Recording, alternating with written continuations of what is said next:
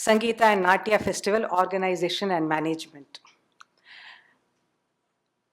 I will be sharing my own experiences here because of the fact that myself and my husband, Mr. Mudra Bhaskar, have founded an organization called Mudra, which is 28-year-old now. So the topic itself will be covered from my own perspective, from the viewpoint of my own life experiences. So I think that will make it more relevant and more realistic also, rather than laying down codes and saying this should be done or that should be done. So, well, when we started in 1995, the Sabha, already there were many very popular Sabhas in the field, doing very well, in fact. So, a very senior secretary came and asked us, when there are so many Sabhas, why do we need another one? That was the first question. And 28 years back, I was rather young at that time. So, the first challenge was to show to the cultural world that we are not yet another Sabha, but we are going to be something very different. It was a big challenge for us because first thing, of course, as against government organizations, the funding quotient, we started off with zero, to be honest. We didn't have any money in my hand. We were just newly married then. And but the burning desire to do something for the society, in terms of contributing something valuable and meaningful, and that is what made us start the Sabha. So over the years, every time it has been that there has been the benchmark that we are not just another organization going into organizing festivals and just monotonous concerts one after the other. So that is what set us apart also, I could say. Now, the first thing, of course, in the cultural field to maintain your reputation is that you have to keep within the traditional boundaries. That is very important. You can't cross that domain. But at the same time, you have to be very innovative in your approach. You have to show that you have chosen a different path to discover the same things as others have done, but then you choose a different path for your journey. And that is what makes you also very different. And so here, again, another very important point for any organization, I would say, is that we should not be doing things differently just for the sake of doing it different. That will lead you to nowhere. It should be a beautiful process of evolution where the outcome has to show something different, but the intention is not just like you start off and say that I want to do something different. And here I would say that the first festival that we organized, that itself was a very big, I would say, revolution in the sense of when every Sabha in the December festival was organizing the normal concert. That is what is happening even now. Of course, now thematic concerts are there. Probably we were the first also to organize our very first festival as an entire thematic festival. That was a big challenge because we really don't know how the people are going to take it, because everybody is used to hearing a general kacheri only. So making it thematic was a big challenge, but then it became very successful. Now here, one point I want to share with you is that the first important thing for any Sabha is organizing of meaningful events of Carnatic music. First thing is mere passion is not enough. We should have a good knowledge of the system, a lot of thought and research, and a deep passion to keep things going amidst all odds. Remember, this is an honorary job. It does not fetch you any remuneration, but it's more a labor of love and a passion for the art that keeps you going. And this has also involved sacrifices at different levels. Let me tell you that, because especially when we started the organization, any organization for that matter, when you really want to take it to good heights, we did not know what was day, what was night, what was family. So many sacrifices were made. So for any organization, why I'm sharing is that in the initial stages, this kind of input is very important for the blossoming of the Sabha. And here I would also like to share with you the fact that we were, like, as I said, always looking at trying to be innovative in the sense that how can we make the whole content more presentable and interesting to people. So in that context, we have tried out many experimentations, like we organized many festivals like the One Raga One Kriti Festival, Tala Festival, Pallavi Festival, Tukada Festival, Janaka Janya Festival, and so many conferences, workshops, and of course the main project which all of them were talking in the music education, that is also a pioneer, I would say we were, in terms of what we had devised as called as the MAP, Music Appreciation Program. Because I always feel that our artists are very competent in terms of, if you give them a theme, they are ever ready to work on it, work hard on it, and present it to the best. But when there is no good receiver on the other end, I think the project fails totally. So it is a beautiful conversation. Any concert, I would say, is a beautiful conversation between the artist and the Rasika.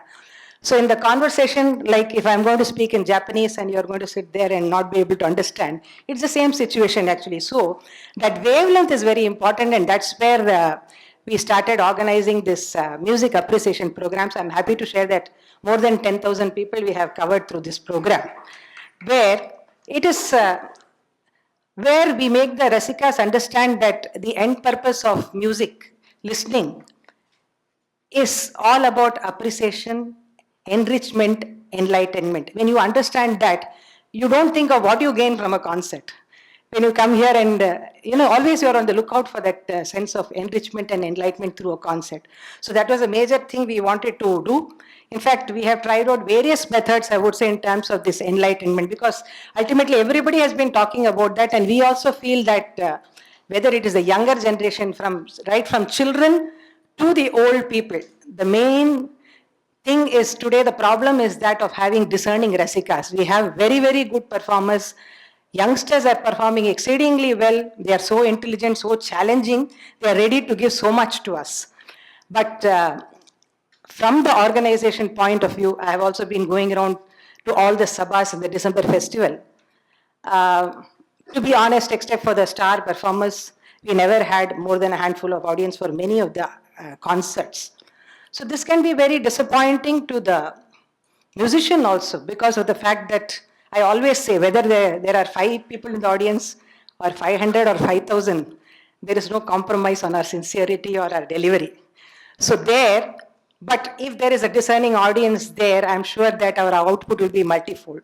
So that's what I think is very, very important from the organizational point of view. What she was saying is that about creating a knowledgeable audience through various means. As they mentioned in the earlier session, right from the schools, how we can inculcate this. In fact, that also we tried. Actually, because of the COVID, we had to put a stop. I was doing my, through Mudra, we were doing regular free workshops for Ramakrishna Mission School children and all.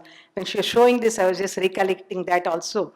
Where every month we used to go and teach them these small bhajans and other things. Like Dr. Swami also said that Sarali or Sajanta Varsa doesn't work. It doesn't work at all.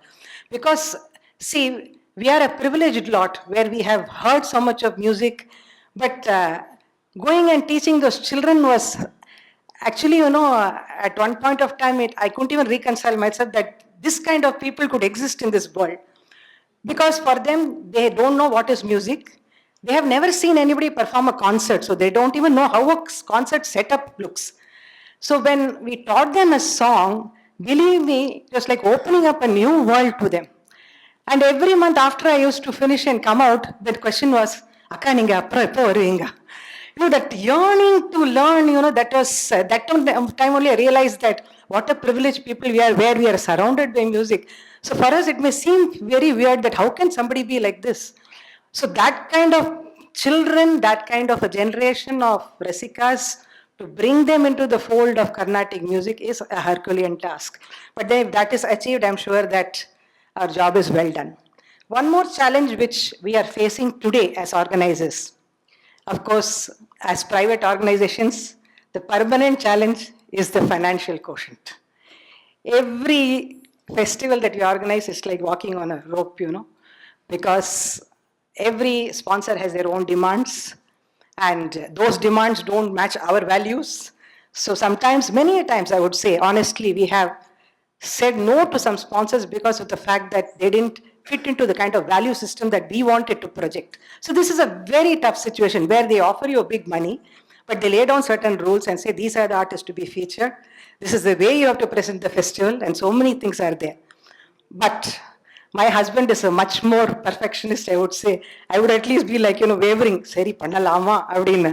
He will say, no. We are following one path. Come what may, whatever be the odds, whatever be the hurdles, we have chosen a path until the last. The journey should be only on that path. So that is something nobody can raise a point against this value system that we have followed to our organization. So that is a very challenging thing for a private organization. Why I want to share, not only myself, any private organization, especially the smaller organizations like us who don't have our own space, that is another big problem. Some sabhas have their own space. So we don't know. This year they are giving the space. Next year whether we'll get the same space to organize. We didn't actually. Now we are. And that's also another reason how God also has got a role to play in terms of devising our path. That's the last thing I want to share here. Like with the COVID coming in, all the artists would know that. See, every artist, the yearning is to keep singing, keep dancing till the last breath. That is what we want. Money and all, everything is different. So in the COVID time was a very tough time where everybody wanted to put out their artistic skill in some way or the other. You would have seen hundreds and thousands of postings on Facebooks and everything. You get up in the morning. I also did that sometime, of course, because of the fact that we couldn't really bring out our talent. We couldn't meet our co-artists. You can imagine the kind of trauma that we have faced, where every time we are sitting in the concert enjoying with our accompaniment, now we are not able to meet them. We are not able to contact them. So that was one thing. But that's what has led, a good positive thing is that it has led to a lot of online concerts. So now that is the path that we have adopted for the last 1 year, where we have totally moved online. Because some people are also arguing on this and saying that live concert mari varuma. No, it can never come, because in a live concert we always have that beautiful connect, the rapport. But there is also a reality here that in live concerts, if there are about 100 or 200, in an online concert we are able to reach a global audience. Probably somebody sitting in Antarctica also can sit and watch my concert here. So that advantage that we are able to get through this is there. So the online concerts have also taken a major role, I would say, in terms of replacing. This is another big challenge that the music world is facing, where we are flooded with so much of online material that we don't know what to choose. That is another big problem here that is happening. The digital media, but of course, as I said, everything has got its positive aspects. And the challenge for every organization now is to find a proper via media between live concerts and the online concerts. That is how to retain the mode of live concerts intact and at the same time trying to be online also. So finally, I would like to share the fact that as far as private organizations are concerned, one big advantage is that we can charter the course of our journey. Unlike a government organization where you have certain rules and frames and you have to work within that. Especially, in fact, many people have asked me, ஒரு husband and wife சேர்ந்து எப்படி நடத்துறாளோ தெரியல, வீட்லயே எவ்வளோ சண்டை சர்ச்சல், 2 பேர் சேர்ந்து 28 வருஷம் ஒரு ஆர்கனைசேஷன் எப்படி நடத்தினேன்ல. This has been in the mind of many people, let me tell you. I suppose that argument, counter argument, all that has led to productive kind of outcome for the organization also. It's not that we never argued. Every day morning we sit and argue, and my husband always says, na idu sonnalum nee vaandan first sollu appuram venum solluven. This is always there. But the point of doing vandam is to try to question for ourselves whether we are doing the correct thing, whether we are going the correct path, because I don't want to be faithful to my husband on that account at least, because there we are, I am a researcher. So I will try to pose questions and ask, why do you want it to do it this way? And then like that we keep on talking about it, and then something beautiful evolves out of it. So that is how the organization should work. So finally, I would also like to say that for every organization, the intention is not only to be organizing events, but every organizer has to be well equipped in terms of knowledge. That is very important, because then only he can elevate the Rasika. Otherwise, he will only think of entertaining the Rasika. All the time you'll see that if you are yourself not knowledgeable as an organizer, you'll only think of the entertainment quotient and how much crowd you can bring. இவ்வளோ crowd வந்துதா, I am happy. அதே மாதிரி ஆன்லைனில் இவ்வளோ likes வந்துதா, இவ்வளோ hits வந்துதா, I am happy. But that is not the quotient. As Revati ma'am was also telling, what is the success quotient if you want to see. So there lies the kind of a dilemma, where you have to find a proper via media between maintaining traditional values.